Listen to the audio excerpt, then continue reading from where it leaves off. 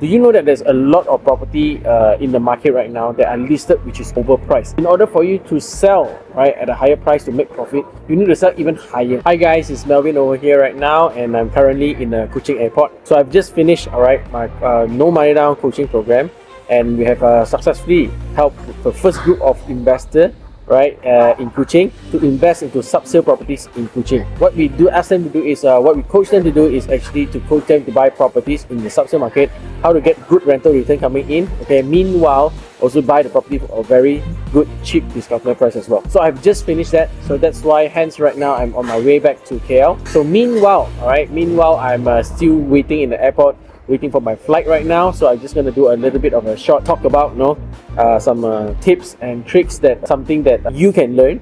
And if there's any questions or there's anything that you would like to know, you can also comment in the link, comment in the post, so that I can also answer you, based on whenever if I see there's questions, I can also answer and clear out any doubt that you have right now. So first thing first, I want to ask, before you buy any property, how many of you actually have seen this before, because before you buy property, watch out these three very important red flags, if you want to invest in the property effectively. The first one, is what we call the overpriced listing. Do you know that there's a lot of property in the market right now that are listed which is overpriced? Most of the agencies, most of the developers are now using good locations, such as like KLCC, TRX, all these kind of overrated areas, selling projects which are in this kind of areas.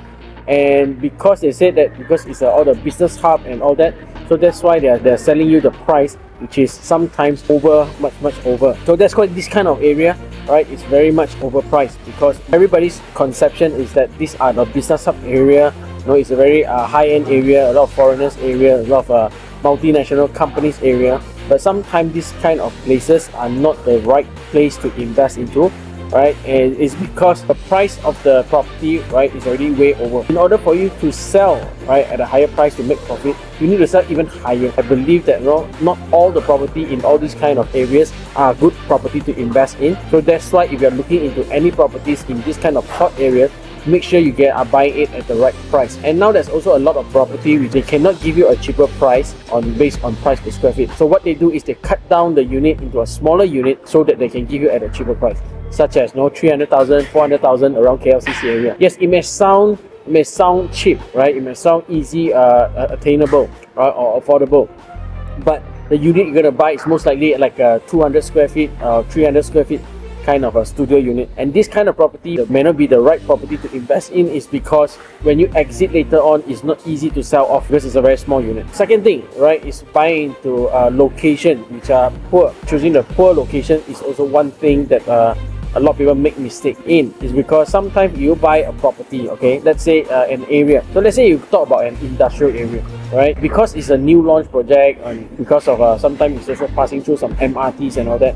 Projects that are sold there, you sometimes are overpriced, because of the conveniency they have and all that, and they'll sell you the ideas of the easy commute. What is more important is that you must understand that, you don't make money the moment you buy properties. You only make money the moment you sell or you rent out the properties. So what you should actually look for is to look at the location and look at what is the people that are staying there. Can they afford to rent from you or not? Is there a potential for you to sell at a higher price where the people that are staying there can afford to buy from you in the future? These are the places that you actually need to look for in order for you to invest your property more effectively. Sometimes you don't even need to pay booking fee. All you need to do is just submit the loan, and at the end, after you get your loan approved, sign the documents and can get your house already. So yes, it may be an easy entry, and it don't seem like you are having a lot of hidden maintenance costs inside, and it's actually because the developer always factor in all the price inside, the deal already. So everything is already within the purchase, the selling price of the property.